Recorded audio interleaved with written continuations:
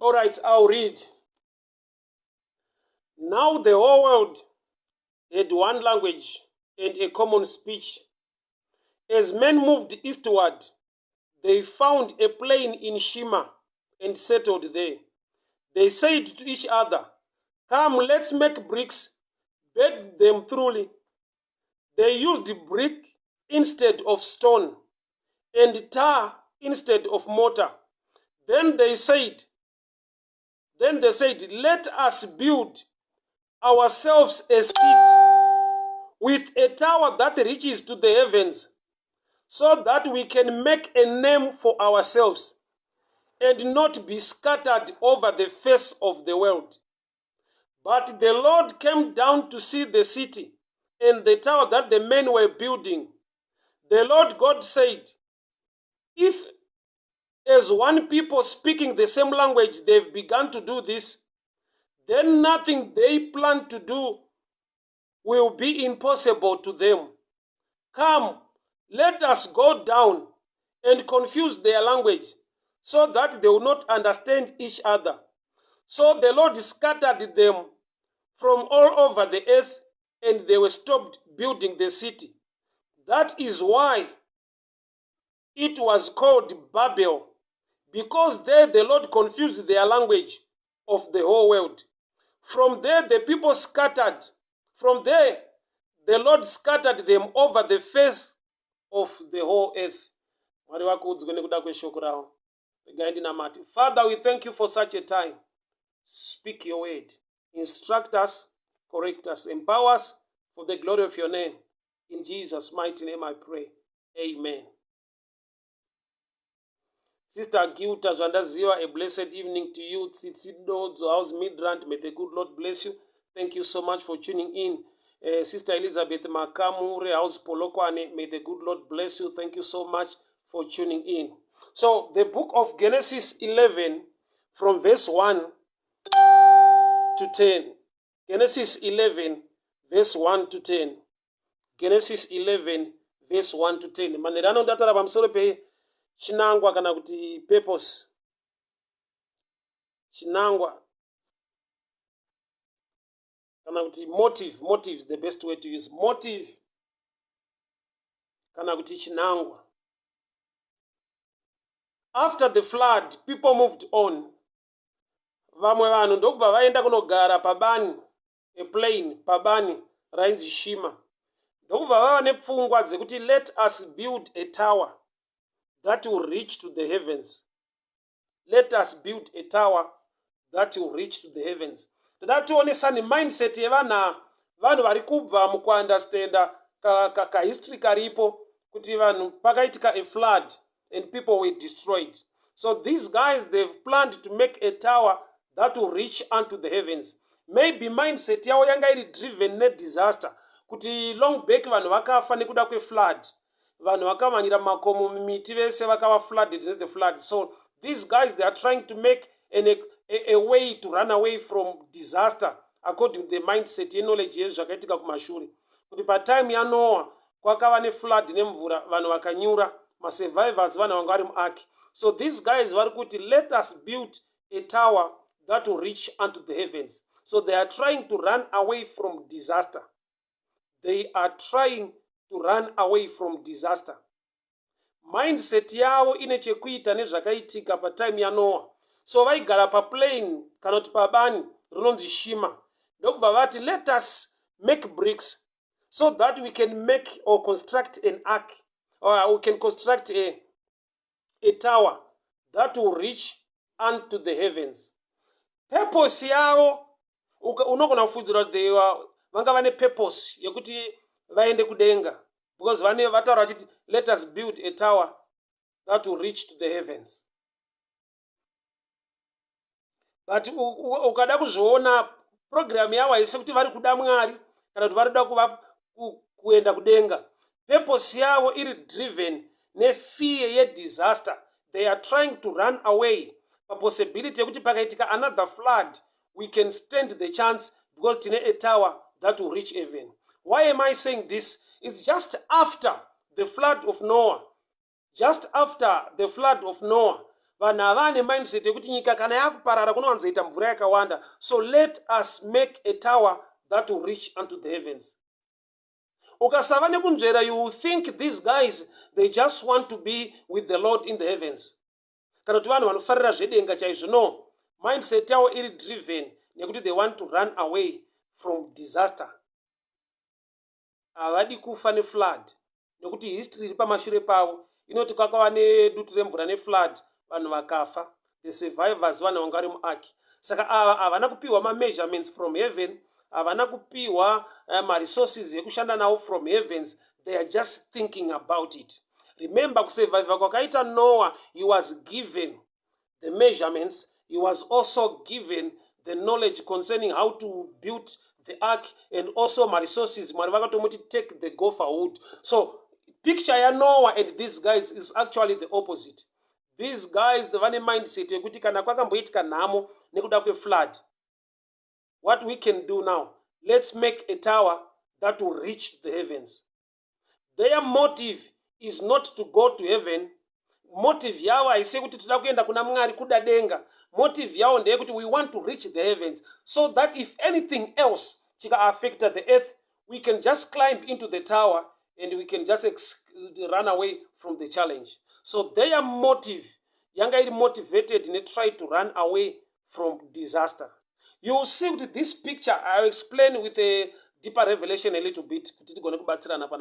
Mindset iripo pavanhu ava is to run away from disaster. Inzwa hama dzangu. Program yekunamata Mwari nawe yekunamata Mwari haisi program yekuti vanhu vatize dambudziko. Program yekunamata Mwari ndeyekuti vanhu vanamate Mwari akavapa upenyu, akavasika, vave fellowship neukama. Dambudziko haisi the push factor for people to seek God. That's why kana tichitotumwa kunoparidza, we must preach the good news. Good news rakasiyana nekusvika pavanhu wovapa warning yekuti kune gehena munotsva dai manamata, maproblems nhamo dzamuinadzo namatai dzipere. That way is more like building a tower that will reach heavens. Yet the people, they are not connected to God, they don't love him, but they are trying to run away from disaster. So vhangeri rekuudza vanhu kuti kune moto munonotsva harisi riro rakanzi enda unoudza vanhu vatendeuka. Chinopa vanhu kutendeuka is the goodness of the Lord. Saka richidzi gospel, gospel zvinoreva good news. So good news, you don't talk about fire, you talk about the love of God and the plan of God for people to make heaven. So these guys, they are planning. Vari kuti ayo vangatigare pasi akomana, toda kuvaka a tower that can reach heavens. Imwe problem yavari kuita vakomana ndoda ndiverenge unzwe. 4. Then they said, come us, let us build ourselves a city with a tower that reaches to heaven, so that we can make a name for ourselves. Pride is creeping in. Let us make a tower so that we can make a name for ourselves. They are self-centered. Mindset yavo iruda kuti they must make a name for themselves. Kureva kuti they are forgetting nauye kuti the name that is above every name rinofanirwa kunamatwa nekurumbidzwa is the name of Jesus. So vabvisa zita raJesu, havasi kuda zita raJesu. I will show you kuti sendiri kuti vakabvisa zita raJesu. Pavangoti let us build a tower so we can make a name for ourselves. Pride yaita creep into their mindset kuti we want to make a name. Let us build a tower that reach heavens so that we can make a name. Uri kuzviona kuti nyaya haisi kuti vari kuda kuenda kudenga, vari kuda kukama naMwari. Aiwa, they want also to make a name, but vachiita sekunge vari kubuilda chinhu chekudenga, but with their tag name on it. Whenever you see a preacher achiedza kuparidza vhangeri rekudenga, but achibvisa the name of Jesus, achiisa kugona kwake nekuziva kwake, he is building a Tower of Babel. Tower of Babel iri kuvakwa nevanhu vari kuti we want to make a name for ourselves. Yet they are building a tower that will reach heavens. Yet, although vari kuita chinhu chine chekuita nedenga, they want their names. Kuti ave nemukurumbira. Let's build a tower so that will make our names known and make a name for ourselves. We are living in such a time. People sometimes they know much about the men of God. They don't know much about the God of the men. Why? Because the men of God sometimes you spend much time about talking about his anointing, about his calling, about how God uses him. He forgets to tell people the love of God and how God can heal people, how God can deal with people, or how can people have a relationship with the same God. So we are living in a time, sometimes most of the ministries are more like Babel system. People, they know much about the men of God. They don't know much about the God of the men. Why? Because the man of God talks much about his knowledge, his intelligence, his success, and his calling, his anointing. The church at the end, people, they don't know much about God. What they know, their man of God is too anointed. I'm sure it's our challenge in our times. Sometimes we neglect directing people to God. We speak much about ourselves. Jesu akati, kune vese vakaberekwa nemukadzi, hakuna anodarika John the Baptist to all the prophets. John is the greatest among all prophets. So sometimes I did this understanding. How can Jesus nominate John as the greatest among the prophets? Why? Because ukatarisa John the Baptist did not do much in terms of miracles or prophecies or whatsoever chaunga consider the kingdom. John was powerful in this area. But Jesus ndaakati, there is none greater than John. Let me show you the secret. John the Baptist is the greatest on this note. John showed people Jesus. Jesu achuya Johanna anoti, iro gwayana rashe rinobvisa zvivi zvenyika. Which means no matter you are into miracles and whatsoever, but the greatest thing in the kingdom is to point people to the plan of God, to point people to salvation, to point people to Jesus, or is to introduce Jesus to humankind. John the Baptist is the greatest among all prophets without any miracle recorded, without doing many things. I love miracles. I know God can do miracles. But the best and the greatest of the kingdom is to show people or to surrender people to Jesus. Say Jesus ati from the maprofita yese wakaberekwa nemukadzi hakuna anodarika John. You see the other prophets did not have that privilege to show people kuti Jesu ndeuyu. They were just prophesying the coming of Jesus. They were talking, ana Isaiah vakati mhandara ichava nemwana. But when it comes to John the Baptist, haasi kutaura pamusoro pemhandara ichava nemwana, ari kutaura pamusoro paKristu wacho kuti this is the man. John akabata Jesu akamubhabhatidza. In other words, Jesu ari kuti John is the greatest. Why? Because ndiye akaita get hold of the truth, get hold of the Son of God, get hold of the Messiah. Rake zita akabvuma iye. So people came to John. Ndobva vati murume uyo wamakabhabhatidza ane vanhu vakawanda, is also baptizing people there. John ndobva vati ini ngandidupukiswe, iye ngaakudzwe. John akati no, it's not about me, it's all about him. That's why even the death of John was more like a surrender issue. Why? Because people were believing in John to the level yekuti vakauya kuna John vachibvunza kuti are you the one? Are you the one? Dai ari John anoda kubuilda eBabel, anoda kuzvigadzirira zita, he could have said that I am, and hakuna aimurambira. But guess what? Iye John akati I'm not the one coming after me. Kuna ari kuuya shure kwangu. I'm not the one. Because there are times when people trust you, people love you, people elevate you, people respect you, and you simply tell them, I'm not the one. but Jesus is the one. I don't know. John, vanhu pavaiva kuna John vaibvunza vachiti ndiwe here kana kuti mirire umwe ndiwe here? Are you the one? Yobva, no, I'm not the one. I'm not.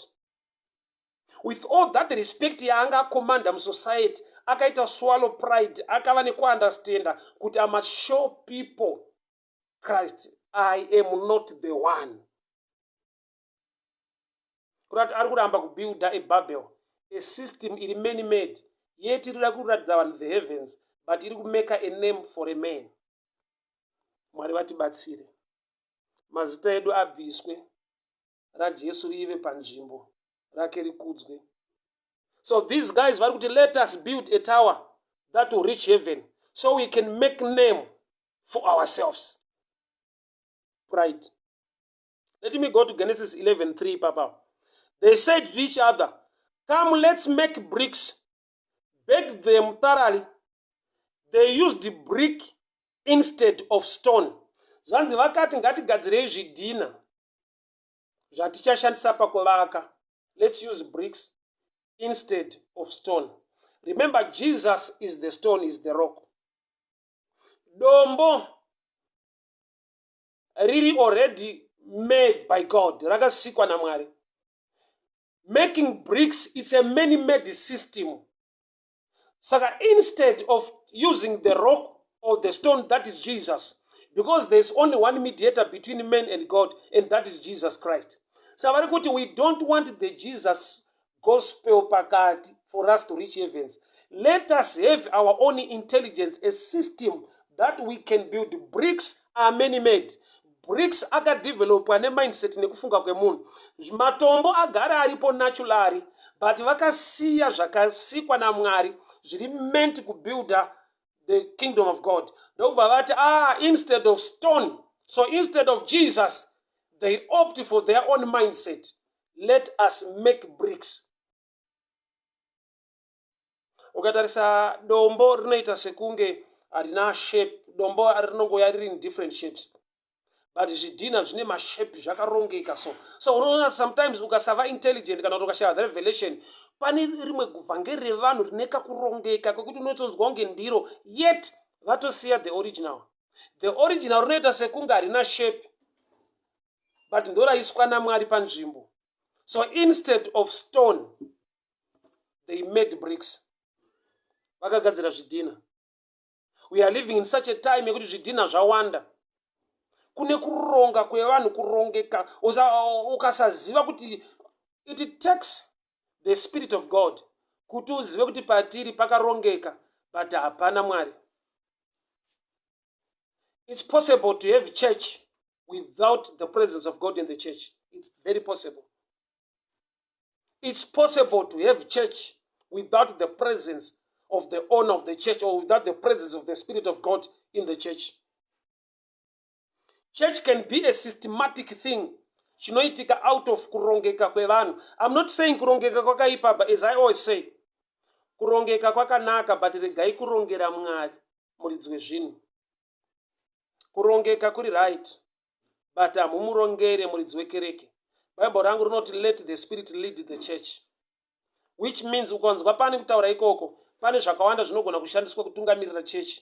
Wisdom dzevanhu, intelligence dzevanhu, kuronga kwevanhu kunogona kutotungamirira kereke. But shoko rinobva rati the Spirit of God, the Spirit of the Lord must lead the church. Kura zvinogona kutungamirira church zviriko, but muridzi wechechi ndiye anofanirwa kuitungamirira. So instead of stone, they made bricks. Instead of stone, they made bricks. Fungwa, they want to reach the heavens. Yet, connection ye heaven, yedenga, nenyika, ndi Jesu. Ivo ndokubva vaita reject the stone. Hatidi dombo. Ngatigadzirei zvidhina. Eno unonzwa kukanya zvidhina, kugadzira zvidhina kune labor. Matombo haana labor, atoripo kudhara, kungotora dombo muchigadzika. Stonework, kungotora dombo muchigadzika. But kana zviri zvidhina, zvine much labor. which simply means kana iri pfungwa yevanhu ine kurwadza kurimo. Bible rinoti kuna Matthew 11:28, come to me makaneta makaremerwa and I'll give you rest. Carry my yoke, for my burden is light. Kunoti kana zviri zvake unonzwa nekureruka. Kunamata mufaro haisi hondo. Kunamata mufaro haisi hondo. Kunamata chakasiyana nechisoja. Haisi hondo, haisi mutsimba. Carry my yoke, for my burden is light. Sign yekuti ndezve kingdom, ndezvaMwari. Hazvina mutsimba. Hazvirwadze. You enjoy. Why? Because anokupa his rest so that you can carry. So I always tell people this way, kuti ukangonzwa zvaakurema chete, usashingirire. Tura mutoro wacho ubvunze bishop kuti hamuna zvenyu zvamazowedzerera. Why? Because iye muridzi wacho anoti takurai joki rangu nokuti rakareruka. Ukanzwa raakurema usatrai kushinga. Kunamata haisi hondo, kunamata mufaro, kunamata kutsvaka nekuziva the plan of God. So kurema sometimes is sign yekuti pane zvatutsirwa nevamwe vanhu. Mark 11, remember Jesu unotuma vanhu kunotora dhongi rarakasungirirwa. Vanhu vanotora dhongi vauya naro kuna Jesu. Jesu ndiye anozotasva dhongi achienda naro Jerusalem. But vakomana vakatumwa ava tu vaigonaita musikanzwa yekumbochinjana kutasva dhongi vachirunza kuna Jesu. Like what's happening in our times. Yekuti munhu zvamwari zvacho unoziva kuti zvakareruka apa izvi ndezvevanhu zvaakurema izvi. Unenge wakagarwa nevanhu kwete naJesu. Burden rawakatakura manje harisisiri rekingdom. Uri kutakudzwa burden rehuman mindset, rekuronga kwevanhu. Unonzwa kuti izvi zvatakuita pano ndezvevanhu, but unoziva kuti umwari hwacho hapasisina, but takuita program dzevamwe vanhu panapa. Because even the name of Zanzi, let us make this tower and make a name. Do you know that somebody can make a name pazvinhu zvine zita raMwari, but popedzera paakuzikanwa iye kudarika Mwari wacho? They are building a tower that will reach heavens. Kurati nyaya ndeyekudenga. But chinzwa motive to make a name for ourselves. People have made names to an extent yekuti sometimes church, church they don't know much about Jesus. They don't know much about the kingdom. What they know is our man of God is too anointed. He has been called by God, is anointed. He can pray for people. Things are happening. It's good. People are anointed to do the exploits in the kingdom. But at the end of the day, it is the name of the Lord Jesus that must be elevated above everything else. Izita raJesu bedzi rofanirwa kuzikanwa nekusimudzirwa. Let us build an ark that will reach heavens. They did not pray about it, thinking. Do you know what vanogona kutoita zvechechi zvisina kana connection nedenga, but ingori thinking, kungoona kuti how others are doing. Vamwe vanoita so masongs vanoimba aya, vanoti you can copy. I remember there is a clip panetaura kuti you can copy kuvaka kuri kuita Noah Ark. You can copy my measurements ese, you can copy my materials ese ari kushandisa. But chinoita kuti unyure inyaya yekuti Bible rinoti Noah found favor in the sight of the Lord. Not the ark, but Noah. So it is the person. So your personal relationship matters most than to be in a system. This is the right church. We are copying many things. But if your relationship is linked in Mwari wacho, kukopa Noah kuconstructa ark, ukakopa zvese, one thing you cannot copy is the favor upon him. The favor upon him. So these guys, they are building a tower to reach heavens. Saka pese pane unyengeri, pese pane utsotsi, hapazoshaya zvinechekuita nedenga so. Amen haashaike, glory haashaike. Papa pane masystems anongokuchovhera kuti ungonzwa kunge pane zvedenga zviripo. We want to make a tower that will reach the heavens. Mataura here naMwari wacho wekudenga havana. But vakagara pasi vakati, let us. They said to each other. They did not pray about it. Thinking, Baba.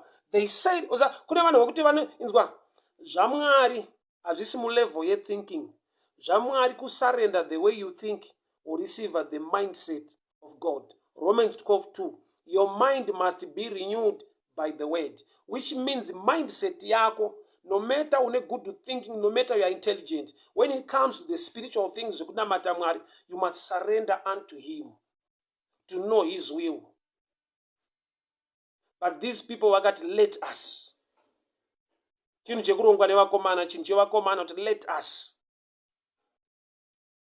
Ngatigadzirei a tower that will reach heavens.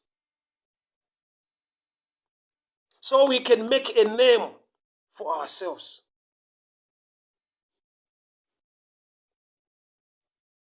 So that we can make a name and not be scattered over the face of the whole earth. But the Lord God came down to see the city and the tower that the men were building. And the Lord said, if as one people speaking the same language they've begun to do this, now nothing they plan to do, which means this was out of human plan, nothing they plan to do will be impossible for them. Verse 7, come, let us go down and confuse their language.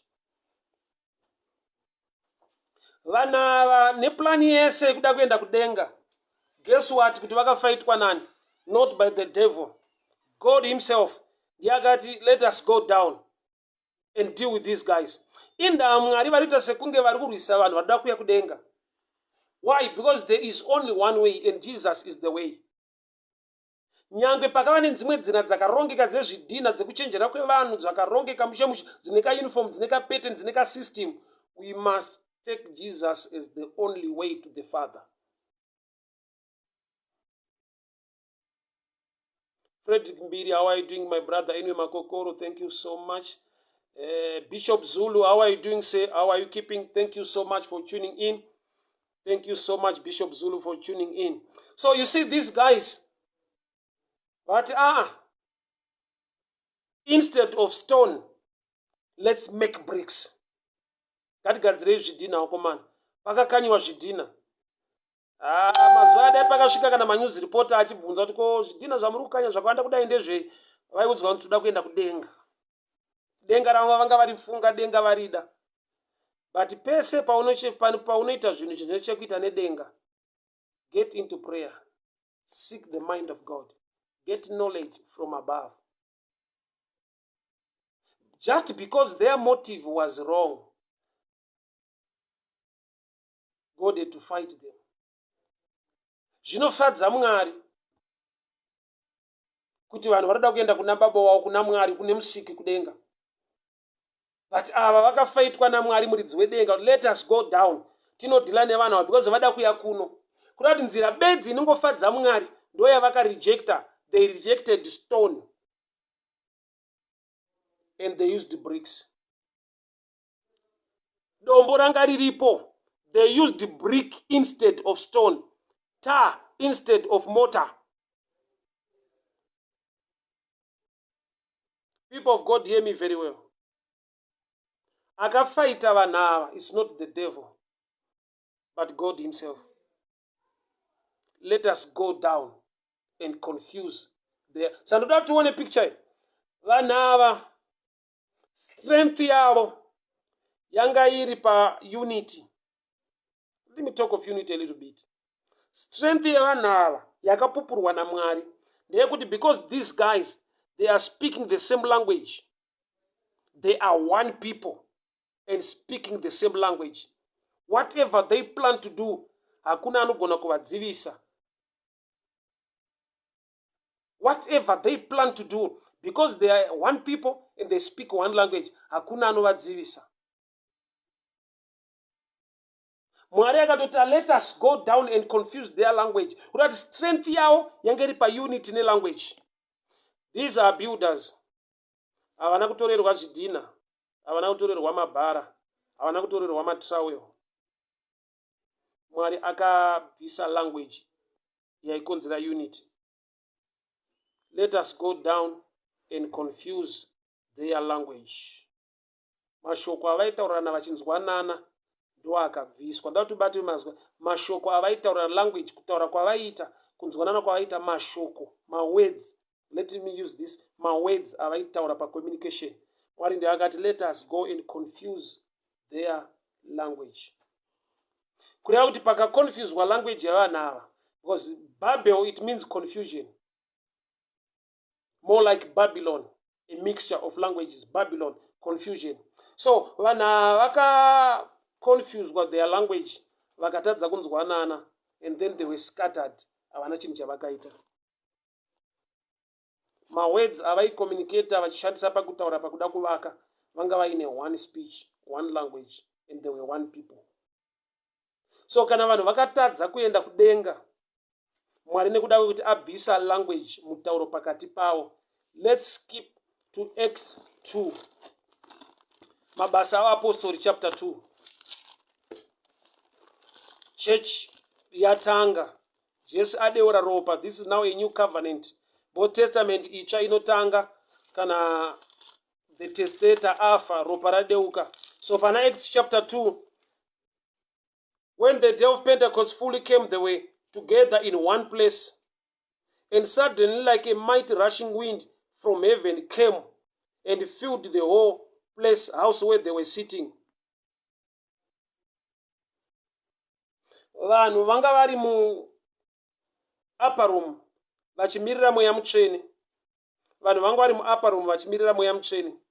Mweya mutsvene ndokubva auya like a mighty rushing wind and filled them all. And they began to speak in other tongues.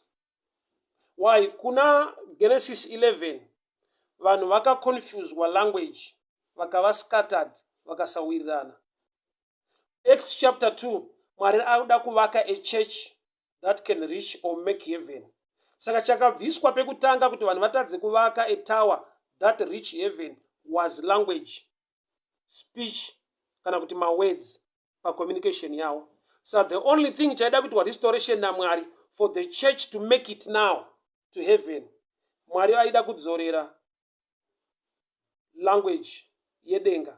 So mweya mutsvene paakaburuka, the first gift to hit the believers vanga vari mutawa kana kuti vanga vari mu upper room, mweya mutsvene akavapa the power yekutaura. They begin to speak. Why? Because uku vakava scattered, vakasataura zvakanaka, vakasakanzwanana, vakasawirirana, vakava scattered. But pana Acts chapter 2, nokuti ichurch manje ine ropa raKristu yakagamuchira Jesu.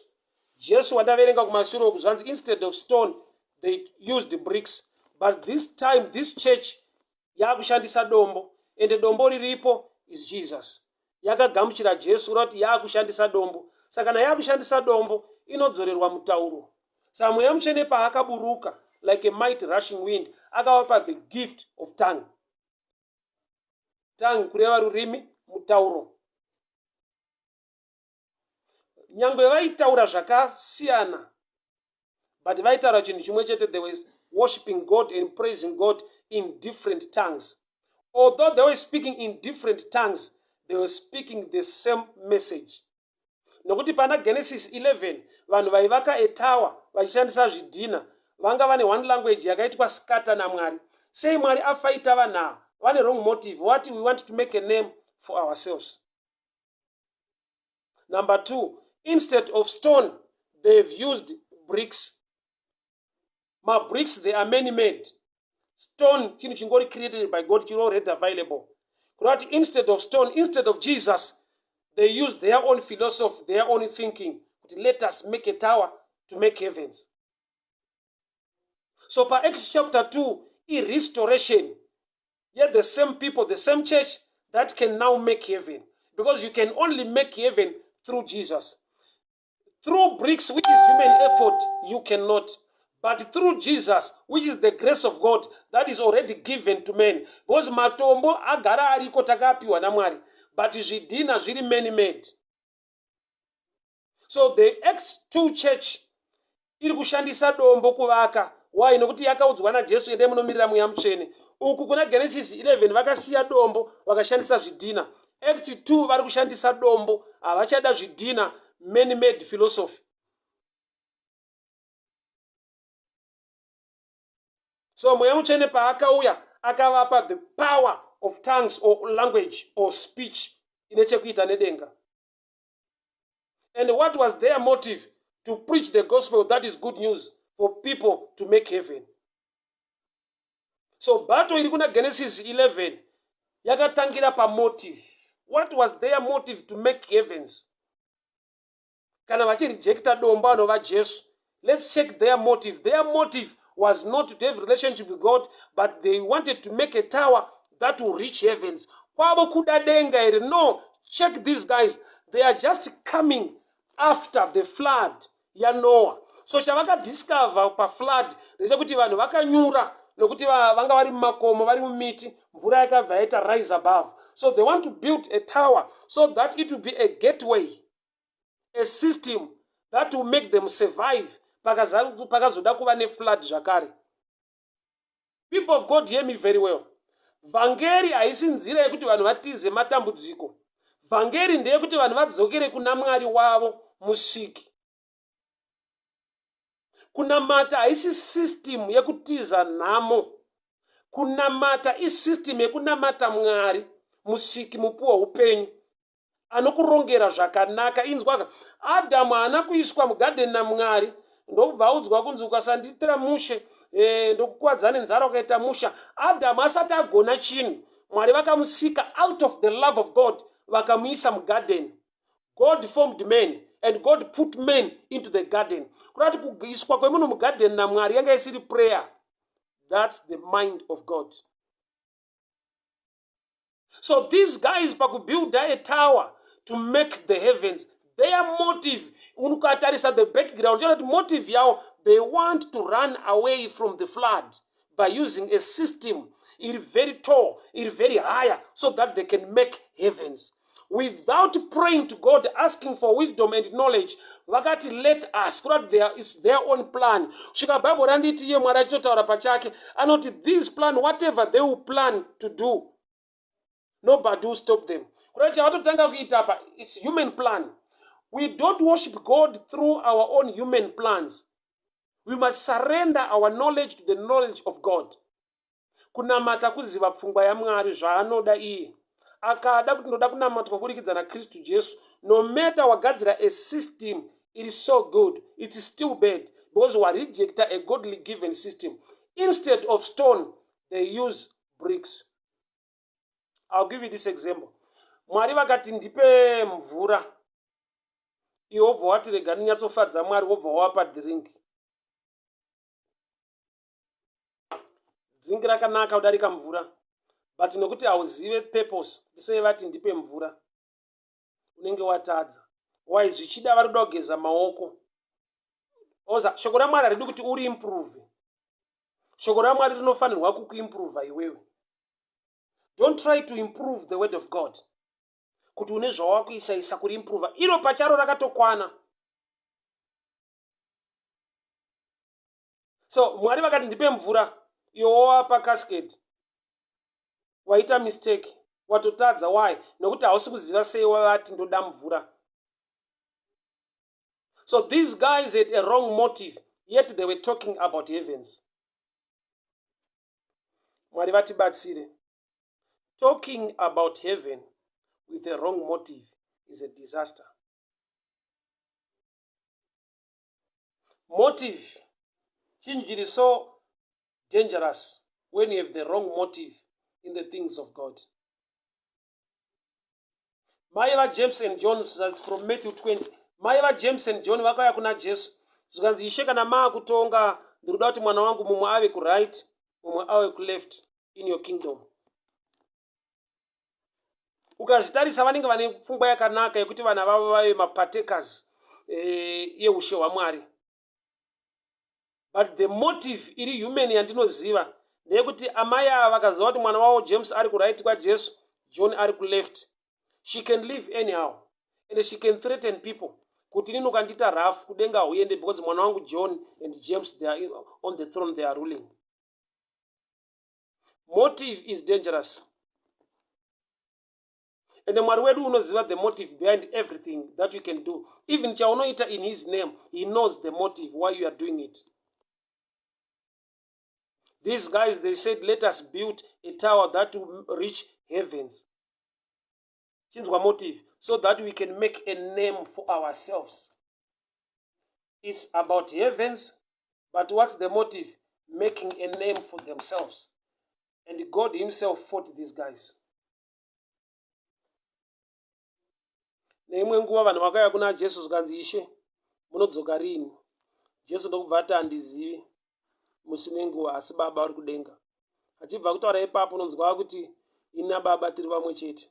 So you see kuti he's answering yakaloda wisdom nokuti he understands the motive of men. Why? Because Jesu haangatadze kuziva. Why? He is the Word.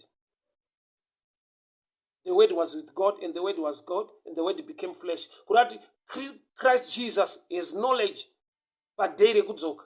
But paakabvunzwa kunzi munodzoka rini, chakaita kuti ati handizive, haisi nyaya yekuti haazive, inyaya yekuti ane wisdom, anoziva kuti sei vabvunza. So there are times when you know the mindset of the wisdom of God, you don't answer every question.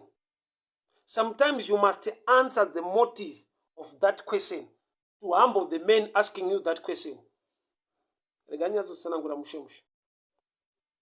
Haisi yese mibvunzo yaunofanirwa kupindura.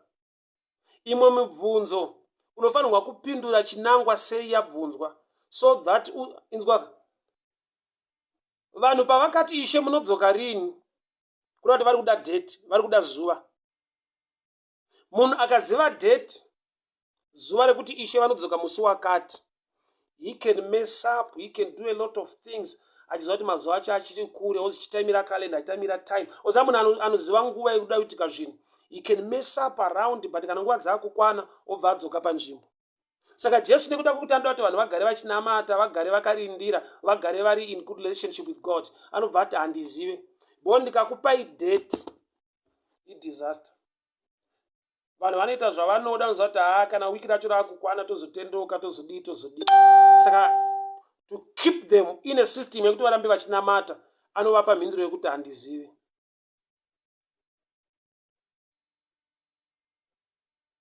People of God, hear me very well. Check your motive in the things of God. Check your motive. Check your motive. Your motive matters most. In preaching, check your motive. In teaching, in going to church, check your motive. Chinangwa, unozviitirei? If it is preaching, why do you preach? Do you preach to win souls? Do you preach to make a name? Well, these guys are going to make a tower that make heavens. Idenga rataurwa. Zvinoshedza vanhu vakawanda kuti pari kuitwa zvedenga, pari kuitwa zvedenga. But chinzwa ine closet vakudiscussa manje, so that we can make a name for ourselves. Yet the name to be known when you are doing the things of the heavens is Jesus. Mwari wenyasha atibatsire. Check your motive. Check your motive. Check your motive. Do you know, Herod paakati kuma wise men, kana mamuwana Jesu, bozi vakati tikutsvaka mambo aberekwa, zvikanzi kana mamuwana muuye nepano muchindiudza, because I also want to worship you. Ma wise men pavakasvika vakawana Jesu, vakapiwa advice in a dream. Do not go back the same way yamauya nayo. But don't go back to Herod and tell him kuti Jesu ari papa. Because motive ya Herod, Mwari waiziva, he was jealous kuti ushe hwaenda nokuti vakanga audzwa kuti kuna mambo aberekwa. He was planning to kill, not to worship. But chinzwa language yake, kana mamuwana muuye mundiudze, because I also want to worship him. Yet he was not ready to worship. He was ready to kill. But chinzwa language yake, he worship. Mwari atipe mweya wekunzvera. Because there are times we've joined the systems, organizations that are not with the mission of God at heart, but they just want to make a name using the system called Tower of Heaven. Tower of Heaven can resemble a church. tower that reach heaven can resemble a ministry. Check the motive. Maybe ukatadza kuona motive yao because maybe they do it in secret. Check the systems they are using. Are they using the stone, the rock that is Jesus, or they are using bricks, many strategies?